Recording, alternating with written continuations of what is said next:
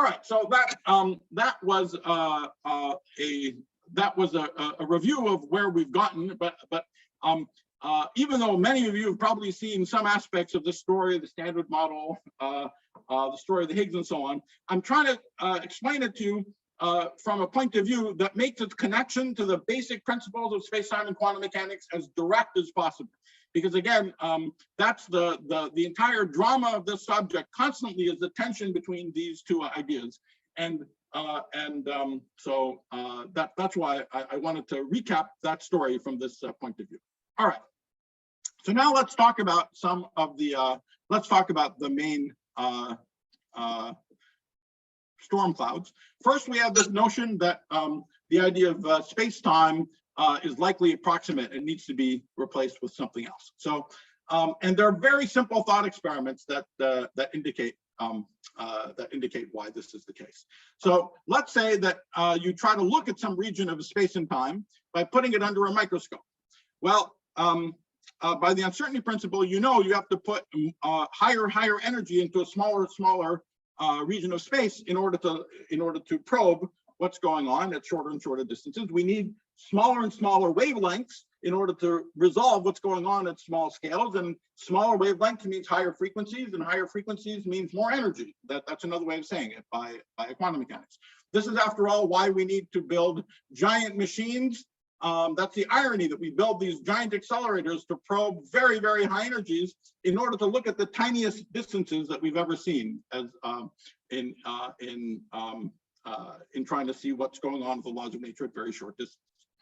Now, in a world without gravity, all you need to do is build higher and higher energy machines, and you'll probe smaller and smaller distances. But in a world with gravity, eventually something very bad happens. Eventually, you put so much energy into such a tiny region of space. But when you put a lot of energy there, since E equals mc squared, it's like putting more and more mass there. And so at some point, you put so much mass into a small enough region of space, you're going to collapse that region into a black hole. And that makes it impossible to see what's going on in there. Okay. So, and if you get frustrated and try to build an even higher energy machine, you make an even bigger black hole. So that means there's no operational meaning to distances and times. That happens for the first time when you're probing distances around this Planck length. What else could it be? Again, by dimensional analysis, 10 to the minus 33 centimeters. But it means that there's no operational meaning to talking about distances and times that are smaller than 10 to the minus 33 centimeters, 10 to the minus 43 seconds, this Planckian scales, okay? And every time this has happened to us in physics before, that there's some notion we can't even in principle give operational meaning to, it's meant that that idea is approximate and has to be replaced with something else.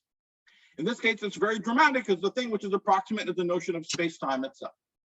Now, when do these things hit you in the face?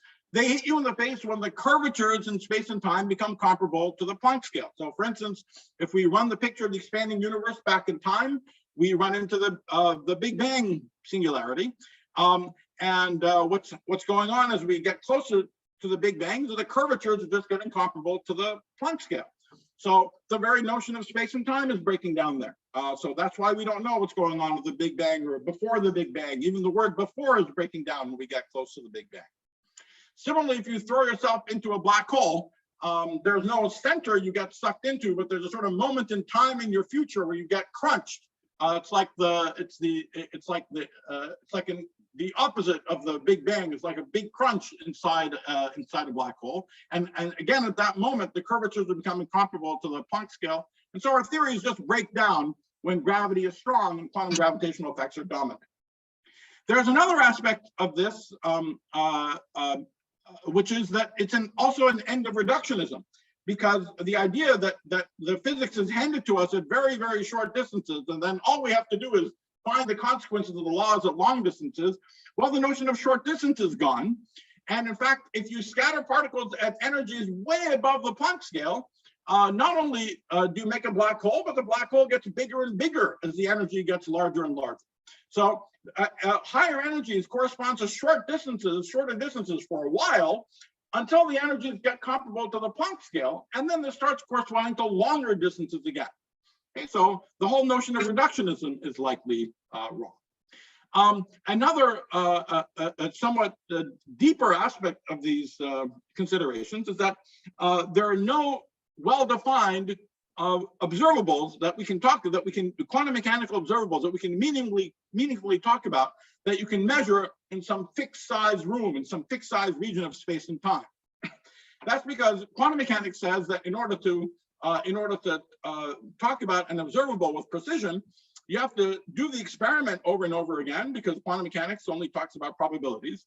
But also you have to divide the world into a measuring apparatus that in principle can become as large as you want, in order for the measuring apparatus not to have its own irremovable quantum mechanical fluctuations. So you have to have a world where you do infinitely many experiments, but with an infinitely large measuring apparatus that looks like at a finite system. And in a finite size room, you can't do that, because if you make the measuring device bigger and bigger, it inevitably gets heavier and heavier. And before it becomes infinitely big, it becomes massive enough that it collapses the whole room into a black hole.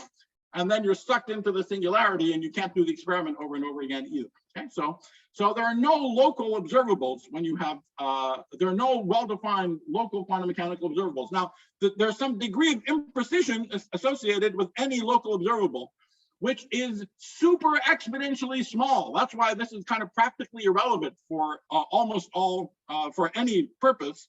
But conceptually, it matters a lot, because it means that there is no well-defined sort of quantity in the interior of space-time that we can talk about.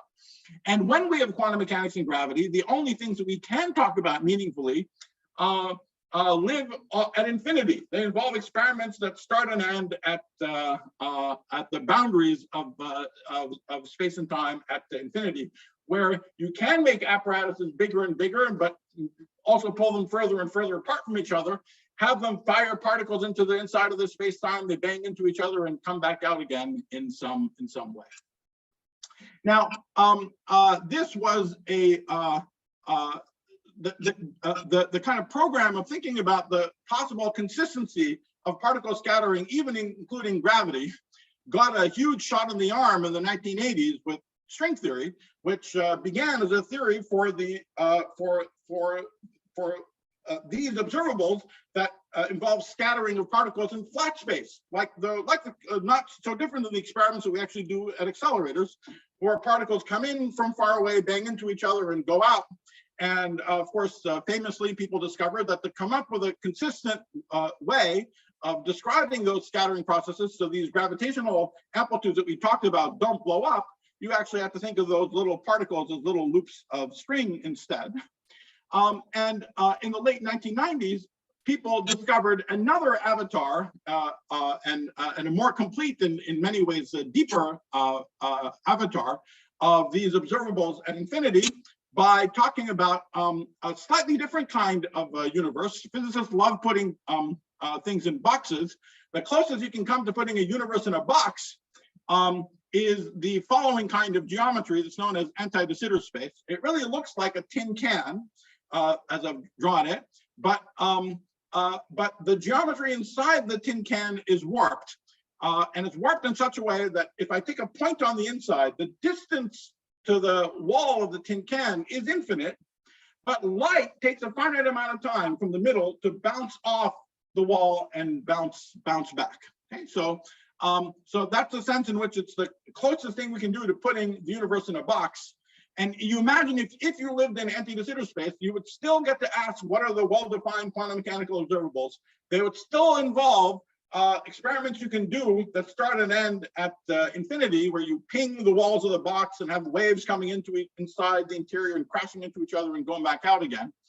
But what people discovered in the late 1990s in string theory at first, and then it's a much more general idea that's been evolving a great deal ever since, is that since the observable starts and ends on the walls of the box, you might wonder if there's a theory that lives just on the walls of the box that never talks about the interior of the box, that actually calculates this observable. And there is, and remarkably, it's a completely ordinary quantum field theory that just lives on the walls of the box, that just involves particles not so dissimilar from the quarks and the gluons, but interacting with each other so strongly that you can't follow what the individual particles are doing, but only what aggregates of appropriate averages of them are doing. but the kind of the description of this strongly interacting system of cousins of quarks and gluons is exactly like a hologram encoding a theory that has gravity and even strings and extra dimensions and all that stuff in the interior of this empty de Sitter space. So amongst other things, so one of the slogans is the world is a hologram. Another one is that string theory and particle physics are much more closely tied to each other than they appeared at first in the 1980s. However, as wonderful as this progress is, we don't live in this kind of universe. We don't live in a universe in a box. And in fact, the sort of deepest facts about our universe are cosmological. We already talked about the sort of existential question of what happens at the Big Bang. Similarly, so the notions of space and time are breaking down near the Big Bang. See, in this picture, the notion of time is not breaking down at all. That this is an infinitely old, this is an infinite tin can that exists forever, eternally. And so the notion of time in particular is not emerging. The time that flows on the outside of the box is the same as the time that flows in the interior, but that's the notion of time is the most fundamental, deepest one in our own universe. The notion of time likely breaks down when we head towards the Big Bang. And there's even another set of challenges, maybe the sort of biggest challenges in fundamental physics, that the problems are so hard that I have no idea that the timescale on which progress on these problems will be made.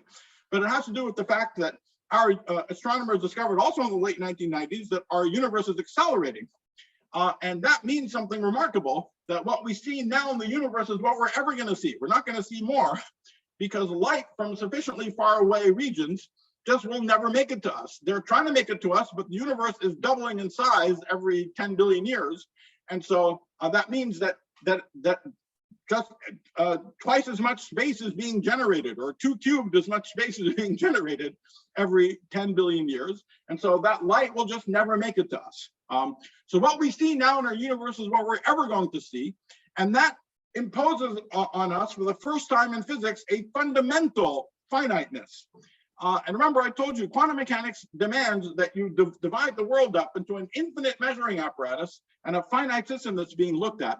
But this sort of funny artificial division into infinite apparatus and finite system is simply impossible in our current accelerating universe, because of the fact that everything is fundamentally finite. Okay? So it's huge, but it's fundamentally finite. And so dealing with these questions is not just understanding sort of the emergence of space and gravity and so on, which is already spectacular in this picture, but we have to understand the emergence of time, and also possibly an extension of the rules of quantum mechanics, because finally, for these questions, for the first time, the formalism of quantum mechanics, what it takes to discuss quantum mechanical observables in a consistent way, needs to be modified or extended in some way. All right, so that's the first set of questions about the doom of space-time.